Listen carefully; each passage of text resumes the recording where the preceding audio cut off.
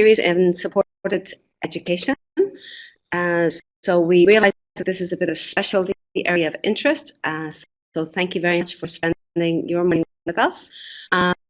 Introduce you to the team. I'm sure you've seen many of us many times, but this work is really the brainchild of Dr. John Higginbottom. We're very grateful to him for his vision in developing this program. Regina and myself, you've met Manny, and Jen are our two coordinating and experts who are in the background working on our technology. So thank you to Manny and to Jen, and to Jordan, who's our technology support person. We're very grateful to Jordan, who built our platform. So I understand that my son is still coming out, and Jen, maybe you can help us in the background work on that. So thank you. I'm not sure what else to do from my end here at the moment, but thank you. And maybe just giving Jordan a call, Jen, might be helpful. So thank you for that. So Advanced Practice is generally funded by the Ministry of Health, provide leadership, education and guidance to the mental health field to help develop and effective evidence-based psychosocial rehabilitation practices into place. We're very, very grateful to presenters who generally present for no fee, so they're just giving of their time, and we're very, very grateful to them. Without their help and support, we would not be able to do the work that we do. In truth, this series of sessions on supported education is supported by the Ministry of Advanced Education. So we're very grateful to them, and grateful to our President, Dr. Kathy Danton here at Douglas College, who put forward a grant proposal and was successful. The reason that we're able to bring this work to you today. So as I say, this is the first in this series, and we wanted to just center our work on thinking about the academic background for supported education and think about how that relates to clinical practice. So that's our work today. In so doing, we're hoping that we're transferring that evidence-based knowledge to practice, providing we do provide expert clinician consultation as part of our work with Advanced Practice, developing training education events just today, website resources, and supporting the Provincial Advisory Committee and the community PSR practice in general. So as always, we're very happy to hear from you. If you have a topic of interest that you would like us to think about, if you have something that you'd like to speak to yourself, we'd love to hear from you. And also we would very much like to hear at the end of the session what you thought of it, what our strengths are, things that we could do differently. So evaluation is a key component, and I promise you we read every single feedback you give us. So it's worth your time. So thank you very much. So now it is my great pleasure to introduce to you Dr. Simon Davis, who has presented with us in the past, and so we're very grateful to him for his knowledge and generosity with sharing that knowledge on this platform. So Dr. Davis was previously the manager in mental health and addictions with Bank. So through this series, we want to have a bit of a glimpse at different ways that supported education is implemented in British Columbia. So hopefully we'll have much to say about that through the series. So we've approached a number of different people, and really want to also include both colleges and universities. So that's our mission. With no more ado, I'm going to pass you over to Dr. Simon Davis, who's going to do the bulk of this presentation, and I'm going to be his Vanna. And so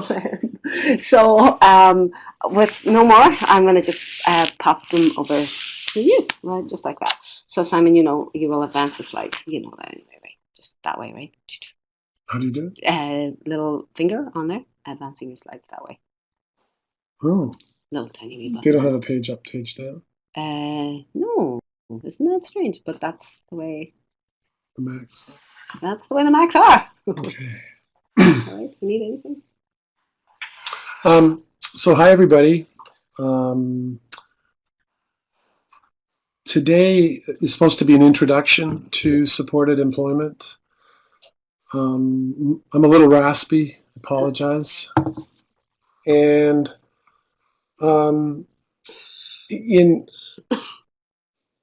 in the interest of sort of full disclosure, I don't consider myself an authority on supported employment, but have helped Regina with some updated literature reviews on the topic.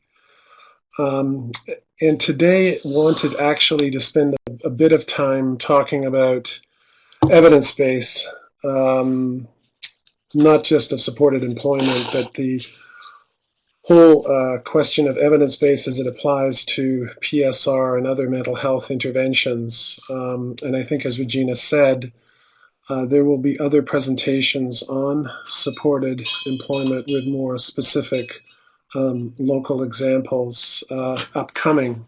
So that's something to look forward to. And hopefully the sound is okay. So supported employment is an intervention that's aimed at helping people with psychiatric disabilities achieve their educational goals, in particular completion of high school and or post-secondary education. If you look at the American data, only about 40% of those with a serious mental disorder graduate from high school. And the college dropout rate for this group is more than double that of the general public. As you know, the trajectory of an illness such as schizophrenia is such that it strikes in early adulthood, right around the time people are completing high school and entering university or have started university. So the impact of the illness in many cases is to interrupt that education trajectory. Additionally, because we understand that schizophrenia, for example, is a result of a stress vulnerability interaction, it may be that the additional stress of going to university, where you're more self-reliant, you may be away from home, may precipitate mental health problems. And that has been borne out in studies in Canada and the United States.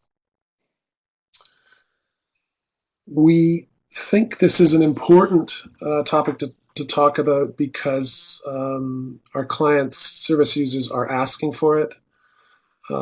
Surveys of clients have found that a significant number of those living with a mental illness expressing the desire to return to school. Maybe I'll just mention, and this comes from my own, when I was working more clinically, is that with other PSR initiatives, say such as supported employment, there may be some tension between a PSR model such as supported education, and risk aversion that comes out of a medical model, so that psychiatrists may, with very good intentions, be concerned about the additional stress taken on by a client either returning to school or employment, and how that may impact their illness. And I know at times when I've worked as a case manager in that kind of capacity over the years, some sort of vigorous discussions, three-way discussions with the client and the doctor about that kind of planning. So again, at the risk, so it's going to be a little bit dry today, the first part, talking about research and evidence-based practices in PSR programs. Why do we need them? I mean, that may seem rather self-evident, I think. But not so long ago in psychiatry and mental health, the basis for our intervening was that we had good intentions, and good intentions are not sufficient. Interventions need to be evaluated, and so that we have an evaluation of psychopharmacological approaches and know to a considerable extent that they often do benefit people with psychotic illnesses. We have had older models of rehabilitation that have come in for some critique, so that we assumed that a sheltered workshop for people with vocational goals was a good way to go, because it was by definition sheltered. But people looking more closely at that people who have written and researched on supported employment would say that it was a little bit stultifying and it was a dead end, and that there were clients out there that were more job ready. And today, I guess we're talking about education ready, and that needed to be honored rather than keeping people in a sort of a preliminary assessing kind of phase. It's important for our own credibility as practitioners to have some knowledge of the evidence base and to implement evidence-based practices. Service users and their advocates and family members have much greater health literacy, and quite rightly and reasonably could be asking why, when there are these interventions out there, they're not being adopted in a particular program. And that is a very good question, and it's kind of complicated, and there's a number of factors that go into that. We want to use evidence-based practices because if we have a template available that we can perhaps modify a bit, but nonetheless, we can try to achieve a greater consistency in our approaches across different jurisdictions, so that if a young man or woman is getting a mental health service in one town in BC, it should look similar, hopefully, to that they would get in another center. I should just add as a sidebar, I'm well aware that for folks and colleagues that are living in small centers, more remote rural areas, this is a particular challenge. So credibility, accountability goes along with that, cost efficiency, that we're not investing scarce health dollars into uncertain or questionable, or at times even perhaps harmful practices. And additionally, if we can show our program to be evidence-based, that supports our lobbying efforts. You can talk about lobbying at a larger structural level, government, but even within agencies, PSR practitioners should adopt an evaluative mindset, even for small programs, so that their senior managers and directors can see the payoff. So that's another little skill set that we need to adopt. This definition of evidence-based practices on the top bullet comes from a BC Ministry of Health document of a few years ago. It talks about, obviously, evidence-based practices as utilizing the best available systematic research evidence, which is important. One of the challenges, though, of applying kind of global evidence, average effects, as I say, to individual clients, is that this is a little tricky. It's an art and a science. So, for example, a prescribing psychiatrist understands the main effects and side effects and indications and contraindications of different classes of drugs, but also knows that no two clients will react the same way, even given the same diagnosis, to a particular medication. So that particular psychopharmacological approach needs to be titrated, needs to be reflected upon to make it work for that particular individual. So this gets back to the second and third points in the first bullet, that implementing practices, we need to draw on research evidence. We need to also use the best judgment and discretion of the professional practitioner. And we need to try to honor the client values or preferences. And a lot of PSR interventions that are being written about now do emphasize that whole point of client choice. So balancing these three is sometimes a little bit challenging. For one thing, if we are emphasizing practitioner discretion and client preference, is there a risk that this gets away from fidelity and consistency? And while we do need to have what's called practice-based evidence, that is, we're taking our local situation and client into account, there is at the same time the need not to stray too far away from guidelines that have worked. And there has always been the risk in psychiatry that practitioner convenience or practitioner pet interventions and treatment approaches may hold too much sway in that respect.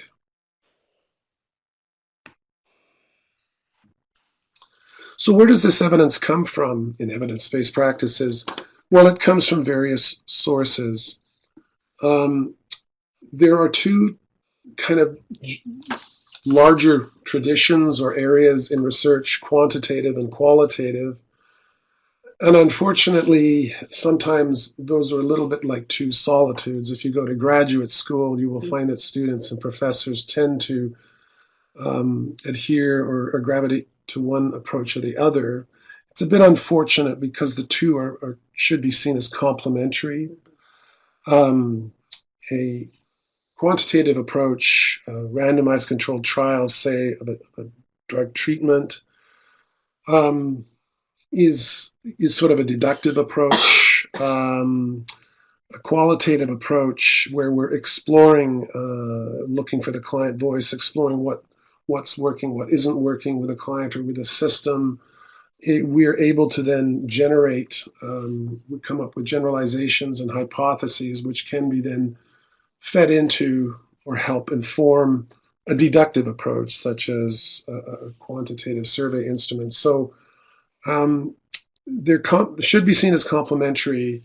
However, this sometimes in the whole literature about evidence-based, this is a struggle sometimes where qualitative researchers feeling that they're being given an inferior status and needing to defend their perspective.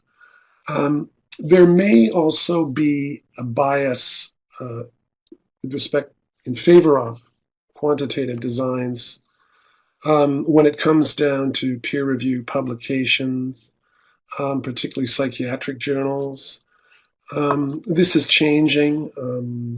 Sort of mainstream medical psychiatric journals now do have more personal accounts, but those case studies and personal accounts may still be given sort of an inferior status at times, so that there may be a bias in favor of quantitative experimental designs, randomized controlled trials, not just with respect to publications, but with respect to health funding bodies. I can tell you, as someone who worked as a manager in a health authority, presentations to senior management and to directors that upon reflection were found to be effective often were these quantitative designs, so that PSR practitioners need to have an evaluative mindset and need to have at least some comfort with quantitative approaches, because these can be quite impactful on the funders, on the people determining budgets, so that if we can show that adverse events are reduced, such as hospitalizations and crisis services, or that we have an increase in the number of people being placed into and completing education and employment programs, that's a good thing. It doesn't always tell us everything we need to know about quality of life, and we need to explore that in other ways.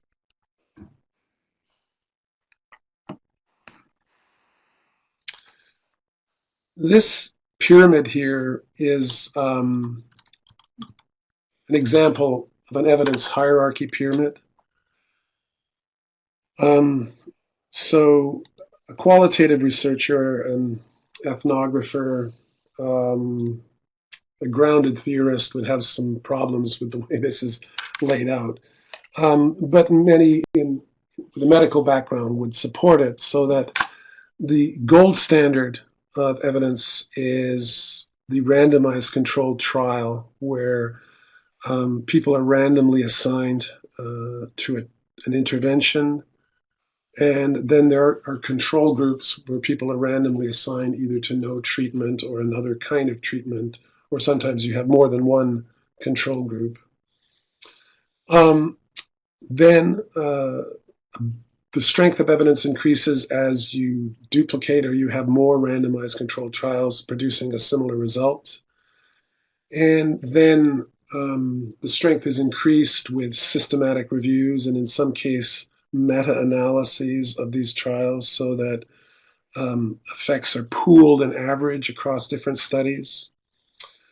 On the other hand, according to this pyramid, as you go down to less controlled, non-trial designs, what are sometimes called quasi-experimental, and descriptive qualitative studies, these are, in this conception, considered lower caliber kinds of sources of evidence. And as I say this again, I'm aware that this is a debatable kind of thing. Interestingly, the expert opinion on the bottom is considered a pretty low caliber sort of standard of intervention, but of evidence, but historically has been one that has informed the development of the Diagnostic and Statistical Manual, American Psychiatric Association. So, can we do experiments in the real world, in the field? Can we do randomized controlled trials? The short answer is yes. There are a number of social science and PSR publications that use that design, but the complete adherence to an experimental standard is difficult to achieve in the field, in the real world. What would be an example? Well, in a laboratory setting, if you're studying the effect of a drug, you would randomly assign people to the actual drug, the new medication, and a placebo, or an older drug. And you would ideally have what's called blinding, so that neither the subject participant nor the researcher would know who was getting the drug and who was getting the placebo. Interestingly, even in medical trials, even in drug trials, they sometimes have to look at what's called an active placebo, because sometimes people can tell from side effects to some degree who's getting what. However, in PSR trials, this is difficult to achieve. An example that comes to mind is evaluations of the RAP program, Wellness Recovery Action Plan, I believe. Is that right, yes. Regina? Yep. Professor Judith Cook out of Chicago has done a lot of research in PSR. She's an editor, I think, of the Psychiatric Rehabilitation Journal, and she was one of the first to show the benefits of RAP through a randomized controlled trial. But in that real-world trial, the blinding is not achievable because the people getting the RAP know they're getting it. So, for example, the placebo effect cannot be ruled out. The placebo effect can be quite powerful. We also know that the researcher expectancy effect cannot be ruled out either in that kind of study. So that's one challenge with applying trial designs to field settings. Another one is that we need to really hone in on the intervention, that we're following the Fidelity standards and we're applying it fairly exactly across different sites, because sometimes trial designs are multi-site settings. It may be that you hear about somebody failing at a cognitive behavioral treatment approach, when in fact it could be argued that the CBT was not being delivered with full fidelity. So what they were failing at was something else. Another problem with PSR and psychological evaluation studies is a lack of discrete controllable variables. There may be elements, active ingredients that we can tease out to some extent that relate to the particular intervention you're using. At the same time, we know that in many psychological and PSR interventions that are what are called common elements that apply generally across a range of interventions, so that it may be hard to, if it's working, and we're trying to get inside the black box and figure out what's working, it may be hard to do that at times, to separate out common and specific elements. This probably sounds a little bit confusing. I'll speak more about it in a moment. Finally, maybe one thought is also about whether control groups in PSR are ethical. I think they are ethical in that we need to establish the best evidence we can with the best methods that we have available to us. But I'll give you an example from my own experience. The Mental Health Commission of Canada a few years ago implemented a large-scale national study across several sites to evaluate the effect of supportive housing and housing first. Some people may be familiar with this, the Chez Soi project, and it's written up on their website. It was also conceptualized as a randomized controlled trial, which I struggled a little bit with because I thought the evidence was strong enough coming out of other studies that maybe we didn't need to do this, but maybe we did because it hadn't been done in Canada. And people were randomized to control into two different types of supported housing programs. And I remember taking a client to an assessment to see if he would be eligible for supported housing through the Mental Health Commission. And at the end of a 2-hour assessment, he was found eligible, but was placed in the control group. So there's some interesting questions about if we have, anyway, but no more on that.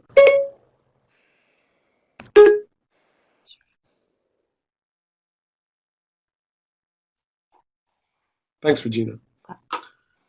I mentioned earlier common elements, and we know that what works in PSR has to do with the intervention model. We know, for example, in cognitive behavioral treatments that reframing distorted perceptions, weighing up evidence for and against.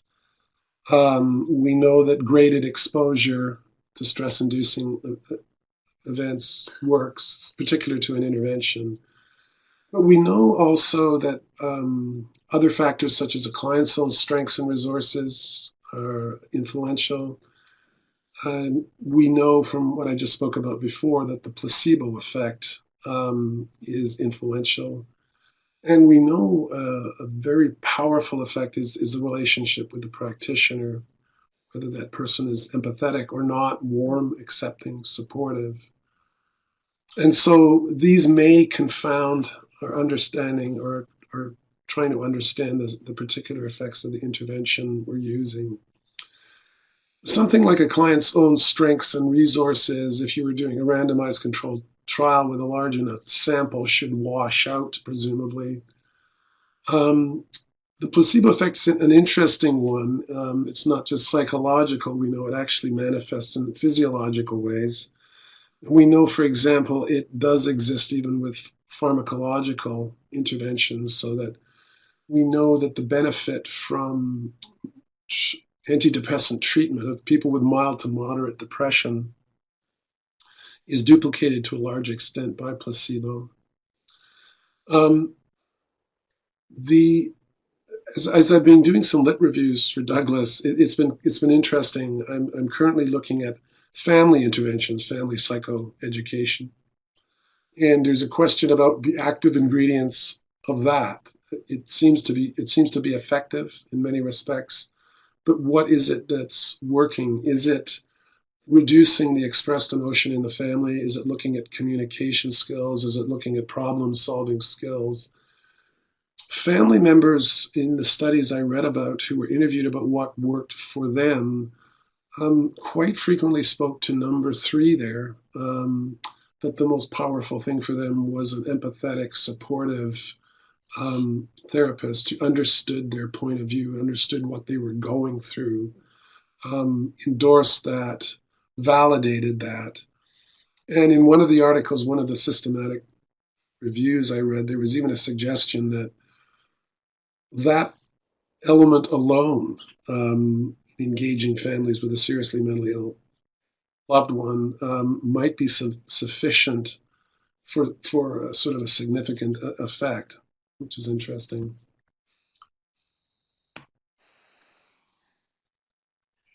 No, I need the Irish touch. Oh, there's the. There we go. This slide is indecipherable because it's too small, so don't worry about it. But if you look at this later or blow it up, it's just, I was talking about family interventions. And what it shows down the right-hand column is the presumed active ingredients of each intervention. And one can see that although they're categorized differently, that there are elements in common across them. So what about this evidence hierarchy, that pyramid we had a few slides back? These are two British authors in talking about research in mental health, arguing against the notion of a hierarchy, that the approach used should be driven by the research question, which is what we learn about when we're in graduate school, and that rather than by somebody having a hammer and thinking that everything looks like a nail and needs to be hammered, rather by driven by the tool that they're familiar with. And as they say, certainly the efficacy of pharmacological interventions lends itself very well to randomized controlled trials. On the other hand, improving mental health services, I think, need a complement of both quantitative and qualitative approaches, looking at the voice of stakeholders, looking at the voices of family members and of service users. And there are actually a lot of good, there are quite a few good qualitative research journals out there. Social Science and Medicine comes to mind, that have a lot of interesting relevant qualitative studies with respect to mental health practices.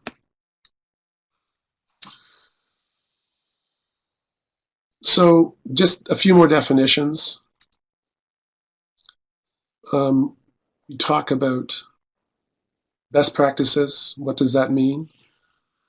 When you go and research the definition of this term, one of the definitions I came across was a process of peer review and evaluation that indicates effectiveness in improving public health outcomes for a target population. So we may be talking about psychoeducation for families with a relative that has schizophrenia. We may be talking about supported education or supported employment for people with serious mental disorders. Some of these interventions are syndrome specific, some not. And that the positive effects are clearly linked to the intervention and not other external factors. And I mentioned just in the last few minutes about how there may be other confounding factors. Across a variety of settings, so that to be a best practice, the results are hopefully generalizable across different jurisdictions, so that it's not going to just work in San Francisco, but it would work in Moncton, New Brunswick, for example. The research term that's used for generalizability is external validity of a study. Promising practices have a building quantitative and qualitative evidence base showing positive outcomes, but not yet enough research replication to support generalizable positive public health outcomes. Sometimes with some of the interventions we research, such as supported employment, supported education, these programs have evolved somewhat idiosyncratically, so that what you're seeing is a somewhat different intervention coming under the same name in different settings, so that these may be harder to compare. But in any case, according to the U.S. Substance Abuse and Mental Health Services Administration, currently supported employment is considered a promising practice.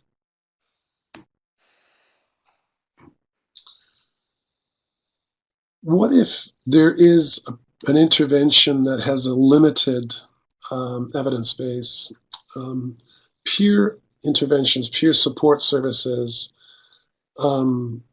have expanded considerably in recent years, both within the formal mental health system, in the non-profit sector, and other places. And there are a number of peer-led interventions, one-on-one peer support, RAP, bridges, other things like that, that may be peer-led, may be professionally led in some cases. Using that example of peer services, the evidence base is still not well established to meet the standard of, say, a best practice or even a promising practice in my reading of the literature. So there is some question of whether we should continue to fund services.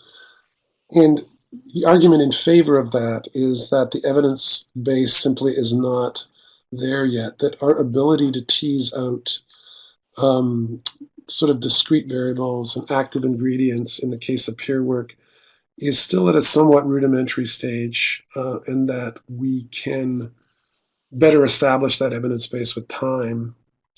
At the same time, health authorities may have some apprehension about that, and often in times of fiscal restraint, we'll talk about core services and retract from other kinds of services. So there may be some PSR interventions that are well endorsed by some service users that do not yet have a clear evidence base, and the question is, how do we proceed from there? So finally, this is supposed to be about supported education, and again, what I did with Regina's help was I tried to update a literature review on the topic. And just on the literature review, I would strongly encourage anybody listening to this to go to the Advanced PSR website, to go to the general article, I can't remember the title of it, but general articles. There are 2 prior published compendiums at that site, lit reviews on supported education that do a good job of describing, and in some cases, results from evaluations from supported education. And there are studies, there are not a large number of randomized controlled trials on supported education yet. There are definitely some. It's an evolving and evidence base. But as I looked at the older publications, and they're not that old, there was a randomized controlled trial that found that people, for example, in an American setting, when they received supported education, as opposed to mental health clients at the same treatment team that did not, achieved an enrollment rate in post-secondary of 25% versus 5% for those not getting the supported education intervention. So there were a number of publications of different kinds of designs, trials, pre-post test, that definitely show promise for supported education. An additional thing one notes from the evolving literature is how we can bolster supported education. And there was from the older lit review, for example, when there was an explicit attempt to use motivational interviewing as part of the SED intervention, that this was found to have further benefits. And from the more recent one that I did, therapists and clinicians are incorporating cognitive remediation, cognitive treatments to bolster the effect of the supported education intervention. Yes. Quantitative bibliography, that's what you're It is, yes. Okay, so it's under resources and files.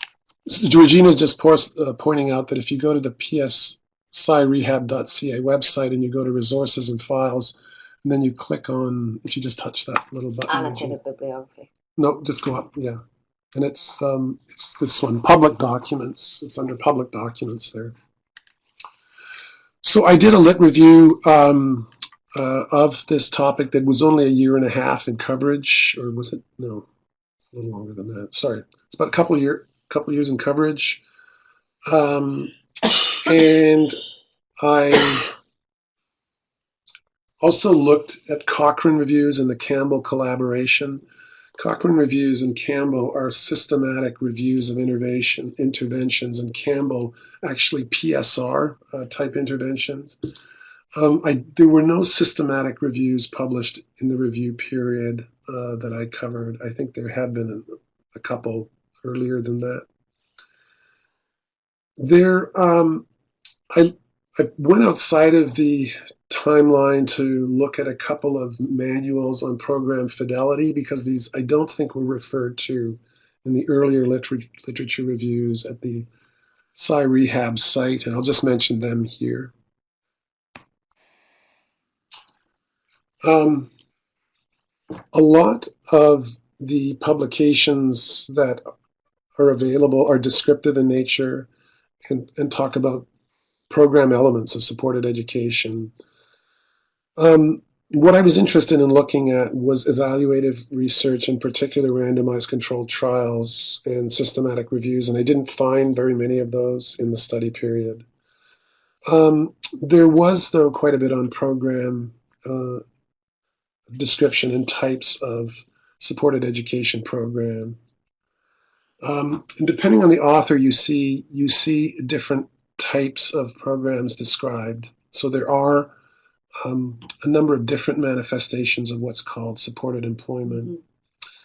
So that Manthe et al. Talk about a self-contained classroom. So this could be a classroom dedicated for persons with serious mental disorders. And it could be at a community college, or it could be at a mental health site. We talk about on-site support, mobile support, freestanding. In the United States, the most common delivery setting in my reading of the literature for supported education is a clubhouse, so an NGO or nonprofit. In my own experience, we know that college and university programs have disability offices, but having worked in the Vancouver mental health teams for some years, the local Vancouver availability of supported education at the teams is quite limited. It tends to be led, it could be led by any interested, capable clinician, tends to fall to occupational therapists oftentimes.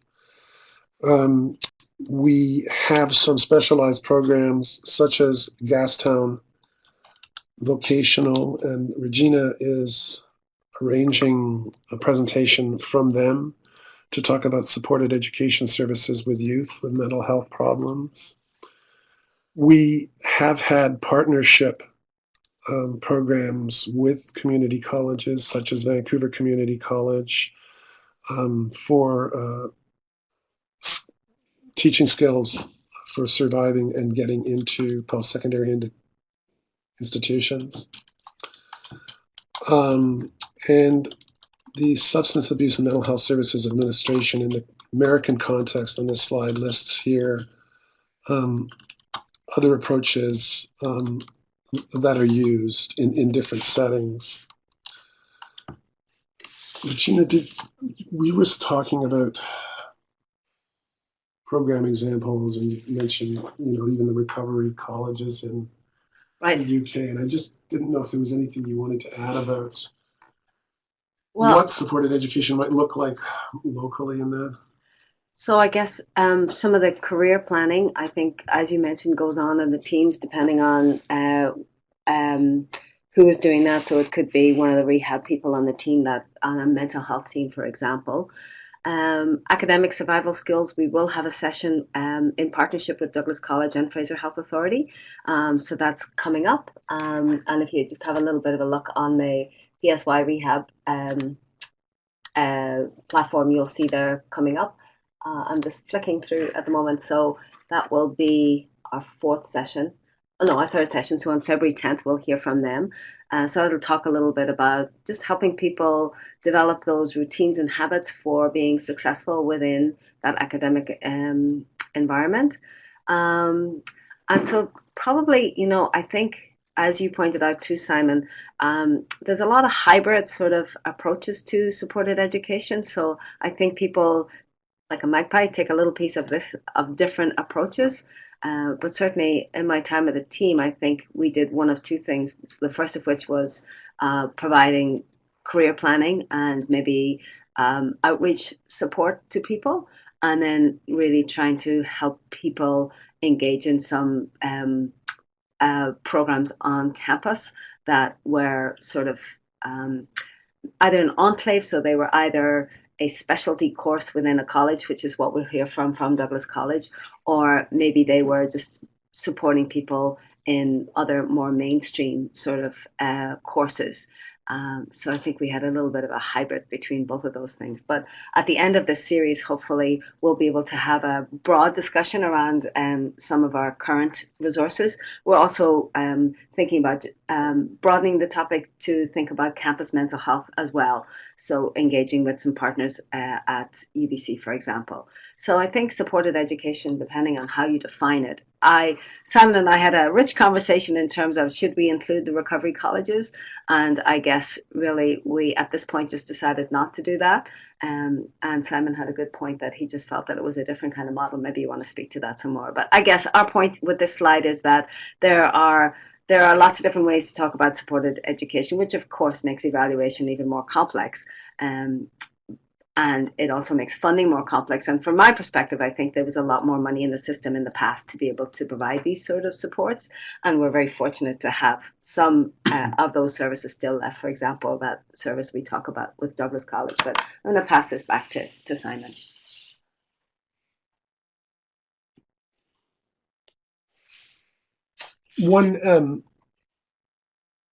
One distinction to make in PSR is between a segregated or sort of an integrated model. This could apply to a number of different approaches. For example, if you talk about client drop-ins, there are some that are dedicated spaces for mental health consumers.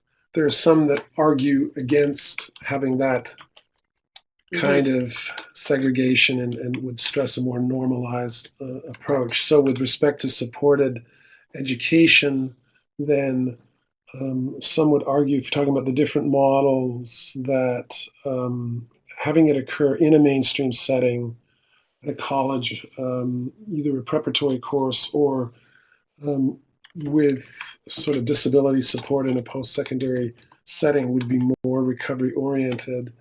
But a lot of service users argue for a range of options and sheltered models as being safe.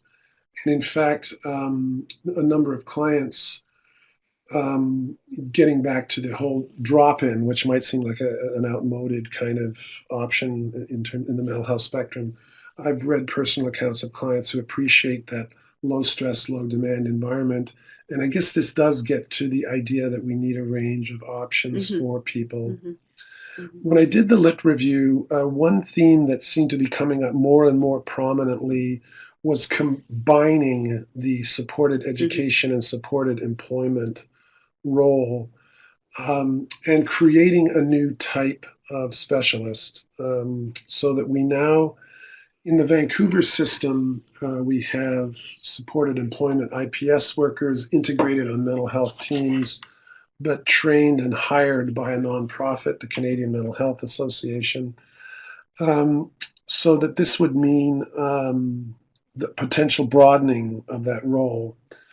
That being said, this is evolving, and it's not. It's sort of interesting, but it's not. I don't think it's been clearly established that this is the right solution for everybody. One of the studies I read was a formative evaluation where, in the course of the study, they merged the two roles and then found that, in fact, there was a downside to that, and they need to separate out the education piece. I approached a colleague, a manager in CMHA, who deals with supported employment locally and in Fraser, and she had some reasons not supportive of combining the two roles. But this is definitely something you see there in the literature more and more happening.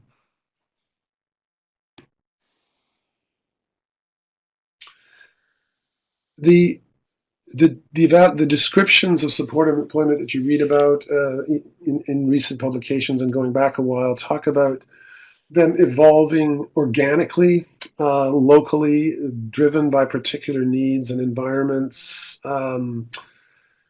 and thereby creating something of an apples and oranges situation when you're talking about evidence base, because you're comparing programs under the same rubric that look rather different.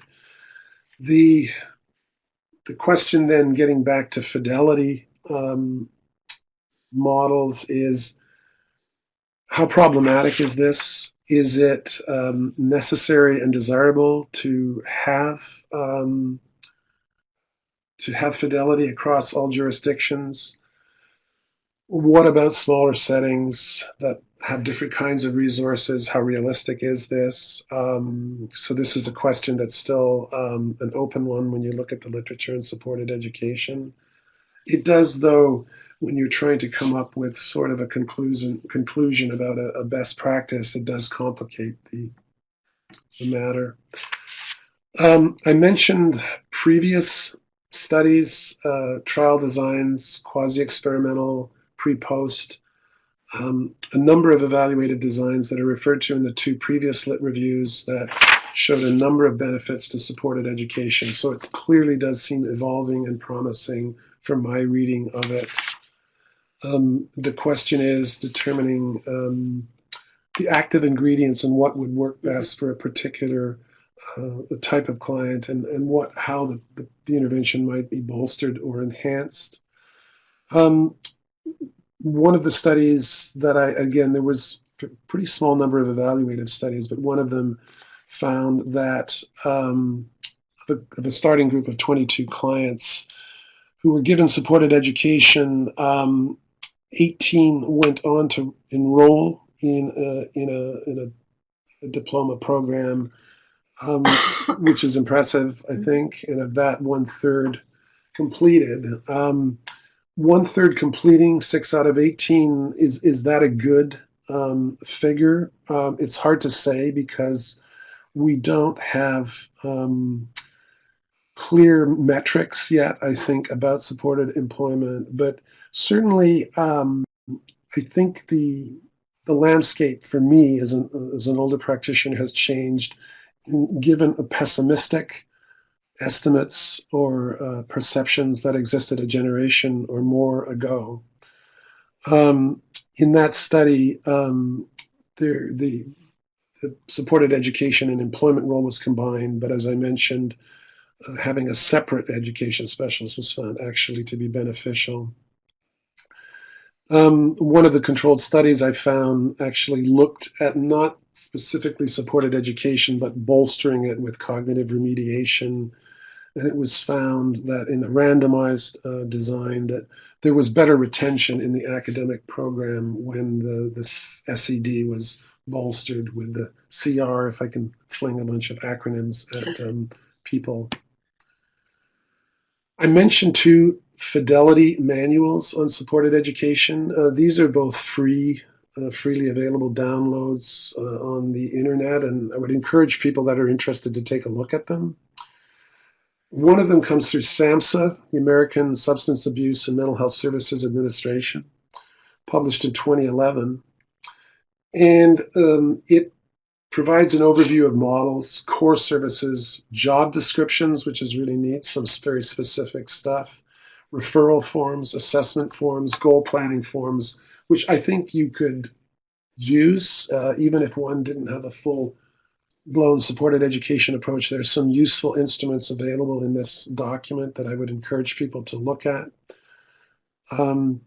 SAMHSA has a number of these kits, these Fidelity kits available on their site, so you can look at family interventions, you can look at assertive community treatment Fidelity guidelines, and you may be familiar with that site. The other one I found was University of Kansas, they call it Supported Education Toolkit. It's sort of a Fidelity tool. Authored by Manthe and colleagues. And Manthe, by the way, is someone that researches and writes a lot in the area of supported education. So if you were researching this further, certainly that would be a name to maybe look at. This document also provides a number of useful instruments for goal planning, assessment, referral. It actually does adhere more to what I would consider a Fidelity template of the sort you would see with assertive community treatment, whereas the SAMHSA document speaks more, I think, generally about kind of core principles and guidelines. So that's the SAMHSA toolkit. That's sort of what it looks like when you go to that link. And the principles, as per SAMHSA, around supported education, a program with positive forward progress is the goal. A number of these are similar to supported employment guidelines and principles. The idea that we support client choice, that we look at quick placement and support as opposed to a lengthy preliminary period of preparation and assessment. Emphasis on personal choice. If the client identifies a need or an interest in employment or education, this should be honored, and that there should be attempt at placement sooner rather than later. Supported education integrated with treatment. This is consistent with the University of Kansas template, and is consistent with the way IPS or supported employment works locally. With the CMHA, their model is one that has their worker integrated as part of a mental health team.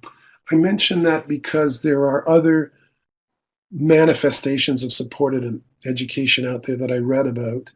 It could be that it's offered more wholly at a nonprofit agency that is, so it's not necessarily integrated with a team. And I don't honestly have an answer to the question, which is a superior approach at this point, but it certainly the integration model makes sense, because then the colleagues at the team are all on the same page, hopefully, with respect to the direction of treatment and goals and need for support. Offered as long as they're needed, consumer preference is honored, and kind of part of a recovery orientation, so that if mental health agencies are evaluated for being recovery oriented, that supported education would be a piece of that. This is just the University of Kansas toolkit, and this is an example of their Fidelity standards, where you actually come up with a a numerical rating score. And this is more in line with the way assertive community treatment programs are evaluated, more with an actual numerical rating score for the different components of the program. And you don't see that so much in the SAMHSA toolkit. So I would encourage anybody to look at the University of Kansas document and see how applicable it is to their own program. So summarizing, there's still some question marks about what supported education should look like and what works best for who. But we know there is a need there. We know that there is an untapped potential among many of our folks who've been unfortunately having to deal with a mental illness. And we know that in the past, we've not always been supportive and optimistic about that. We know that supported education looks different depending where you are. Regina shared with me some interesting stuff on what are called recovery colleges in Ireland and the UK. And they looked really cool because they were sort of like perhaps almost where a person that was more recovered would graduate to and work on other wellness plans, including supported education. And so that's something that seems to be more happening across the Atlantic, perhaps, Regina, than here. If one goes to the literature, it's still evolving. It's mostly descriptive rather than evaluative. And if we're believing in that hierarchy of randomized controlled trials, that's not quite there yet. There's not that many systematic reviews, not surprisingly. There is some Fidelity information, and I would encourage people to look at the two examples I gave you. And finally, a kind of a topic that seems quite prominent in recent publications is, should we combine roles of supported education and employment, or are there benefits to keeping those separate, what that would look like? So I'll stop there. Thank you for listening to my raspy voice, if you're still there listening. And okay, turn it over to Regina. No. That's really a wonderful presentation, Simon. I am thrilled that we had the opportunity to speak about how we think about research and how we think about the evidence and how we can begin to evaluate some of the work that we're reading. So it's been a long time desire of mine to just really situate that in some of our presentations. And when we think about competence of mental health practitioners, I think we're, in particular, C3 says, has knowledge of understanding of best and promising practices in psychosocial rehabilitation and recovery-oriented services and their contributions to recovery. And so I think this knowledge today really helps us as PSR practitioners think about what are some of the important aspects. And I think if you're not currently in a place where you can get that education, hopefully this will maybe just fill some of the gaps for you. So a big thanks to Simon, and a big thank you to bring that intersection with that knowledge of best and promising practices and critically looking at research to a compelling issue of supporting people to become employed. And I think, Simon, your stats here of US data indicating that only 40% of those with a serious mental illness graduate from high school is really, it's a public health issue that I think we need to be attending to. One piece of research that I do know is going on but is not complete is our dear colleague Dr. Rani Rudnick, who has moved from the Victoria area back out east again. So I know he's been traveling, so we didn't have a chance to catch up with him, but hopefully his studies will continue in this area. What I have noticed is it's really good that Simon's been able to pull out some current research and literature, but it seems to be a sort of a waning in that field, I think, in the last 20 years. 20 years ago, there was a lot more activity. But I think what has changed, that you've helped us think about too, Simon, is just the connection with supported employment and supported education. So we'd love to hear from your question. We'd love to hear from you about questions. And I see a comment here from Susan, so I'll do my best to just capture that. There's some common, widely acknowledged and well-researched cognitive losses associated with schizophrenia, Susan writes. Clients in EPI programs learn about these. and they are discussed along with common aspiration strategies in the BC Psychosis Toolkit. And thank you for that reference there, Susan. Do clients, oops, daisies, oh dearie me, I have lost that page there, so sorry. Do clients not in EPI learn more about the cognitive difficulties that they may be experiencing? Do they presently have adequate access to information about these programs? So I think, Susan, you're asking for people who are not in those EPI programs, are they getting access to? Oh, no problem about the glitch. It seems to be a glitchy day for all of us. It's all good. But your question is a good one. And you're asking, do people not in those EPI programs have adequate access to information about these problems? So Simon may be better able to answer that. But I guess the truth is that many of us are advocating for those kinds of services, Susan. So I think that I would come from a place that there's probably not enough services. I think there's a developing an awareness of cognitive issues being a problem and a need for, I think, really honing our skills around what are the components of that cognitive remediation that works. But I'm going to tie it over to Simon here, who has, sure, something more intelligent to say.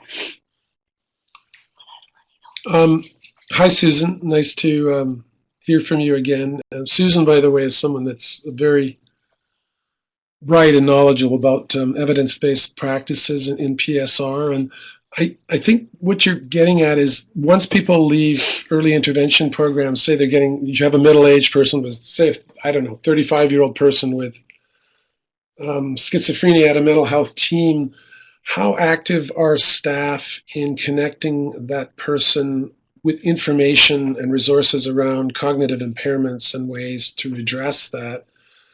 And I think there is a bit of a gap there. This was based on my own experience at a mental health team, which I left my position there last year, but there were some highly skilled occupational therapists who were, some of which were doing quite cutting edge or very current with cognitive deficits and cognitive treatments and remediation and metacognition.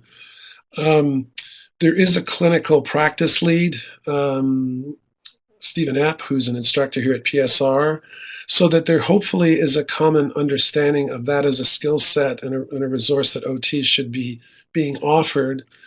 I think if you were to ask, what about when the client's in the room with a case manager and a doctor, does the doctor talk about the way they may be impacted cognitively, and that's, as Susan raises cognitive impact, we typically in the past talked about positive and negative symptoms of schizophrenia. We now know that one of the more disabling ones is the cognitive impact, and then one of the ones more predictive of future challenges.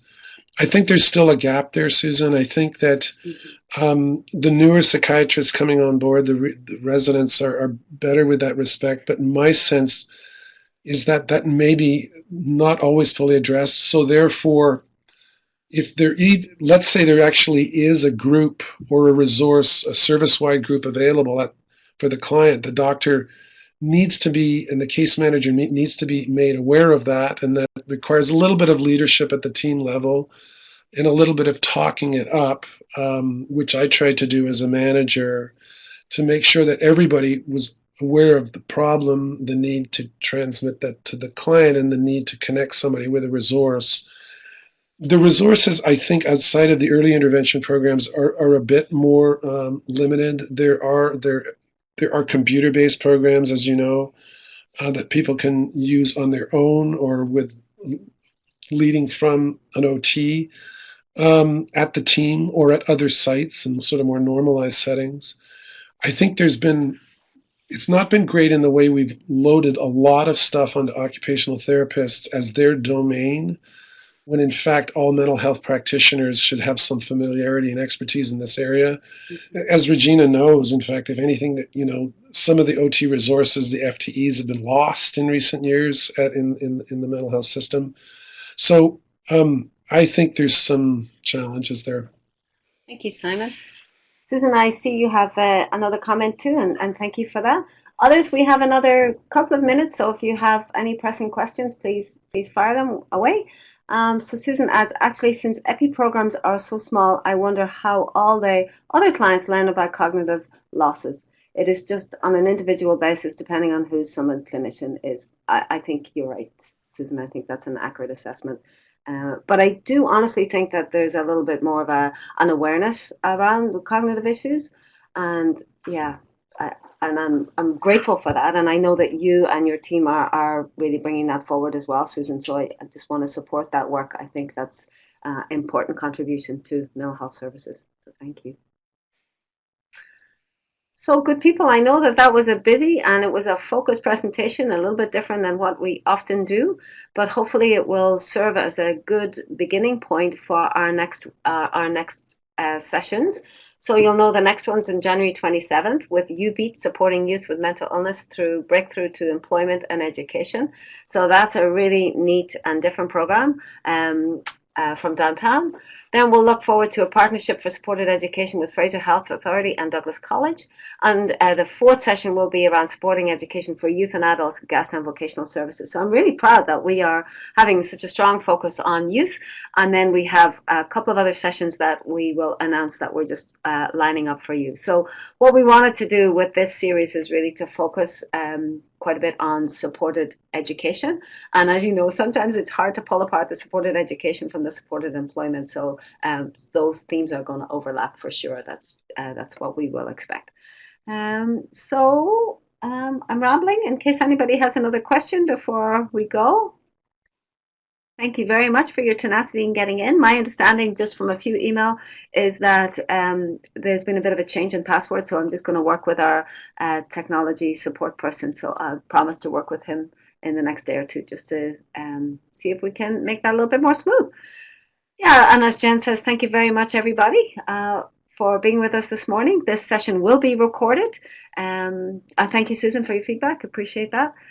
It will be recorded, and we know that some people from all over the world watch these things. So it's really, I'm very appreciative to have Dr. Davis with us this morning. That was just fantastic, I think, rounded out session in terms of just thinking about the literature and how evidence comes about and what to look for as we're considering some of the evidence that we're reading. So thanks very much. And we look forward to seeing you on January 27th for our next presentation. So bye for now. Please do take a moment to fill up the evaluation, and we'll send out that notification very soon. So thanks very much. Alrighty, I don't see any more questions, so I'm going to sign off and say stay warm. At least here in Vancouver, we're experiencing some very cold weather. So please do stay warm, and thank you kindly. Bye for now.